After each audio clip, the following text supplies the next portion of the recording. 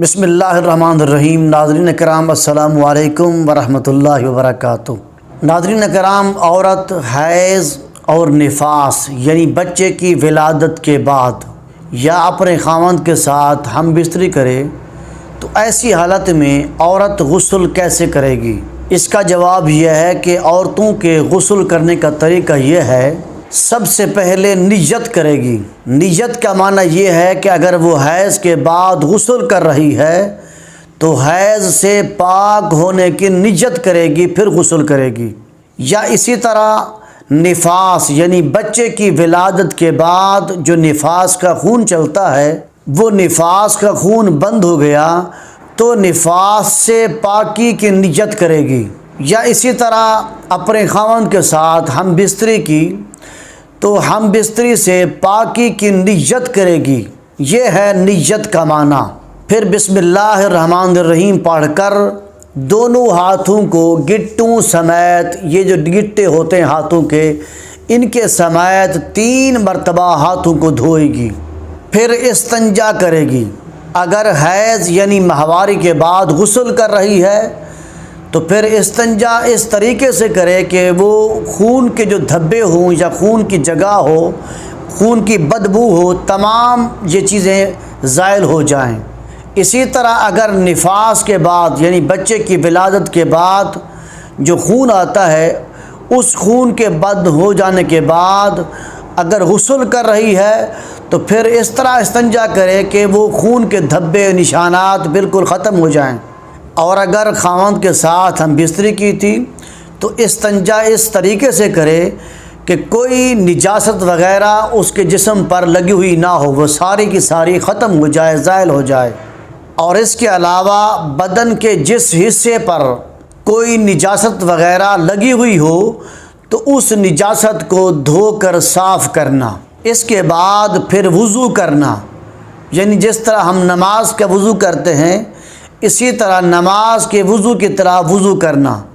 اور یہ بھی یاد رکھ لیں کہ وضو میں کلی کرنا اور ناک میں پانی چڑھانے کا خاص اہتمام کرنا ہے، کیونکہ غسل میں 3 فرض ہیں: کلی کرنا، ناک میں پانی چڑھانا اور تمام ظاہری بدن پر پانی بہانا۔ اسی لیے جب وضو کرے تو کلی کرنا اور ناک میں پانی چڑھانے کا خاص اہتمام کرنا ہے۔ اس کے بعد پھر 3 مرتبہ دائیں کندھے پر پانی بہائے، پھر 3 مرتبہ بائیں کندھے پر پانی بہائے۔ اس کے بعد پھر سر پر 3 مرتبہ پانی بہائے اور اپنے سر کو اپنے ہاتھوں کے ساتھ ملے، اپنے بالوں میں اپنے انگلیوں کے ساتھ اپنے سر کو ملے، بالخصوص سردیوں میں۔ اور یہ بات بھی یاد رکھ لیں، جس طرح خاوند کے ساتھ ہم بستری کے بعد عورت پر اور مرد پر غسل فرض ہو جاتا ہے، اسی طرح جب عورت کو حیض آتا ہے یا نفاس آتا ہے تو حیض اور نفاس کے بند ہونے کے بعد عورت پر غسل فرض ہو جاتا ہے۔ اسی لیے عورتوں کے لیے خاص بات ہے کہ جب عورتیں غسل کریں تو ناک میں پوپا یا کوئی اور چیز پہنی ہوتی ہے، کوکیاں وغیرہ پہنتی ہیں یا کانوں میں بالیاں وغیرہ پہنتی ہیں، تو ان کے سوراخوں تک بھی پانی کا پہنچانا لازم ہے۔ اگر ہاتھوں میں انگوٹھیاں وغیرہ پہن رکھی ہیں تو انگوٹھیوں کے نیچے تک پانی کا پہنچانا بھی لازم ہے۔ اور بعض خواتین اپنے ناخنوں پر ناخن پالش لگاتی ہیں، ایسی حالت میں ان کا غسل نہیں ہوتا۔ وہ اگر نہا بھی لیتی ہیں تو نہانے کے باوجود، غسل کے باوجود وہ پھر بھی پلید رہتی ہیں، اسی لیے ناخن پالش کا استعمال کرنا جائز نہیں ہے۔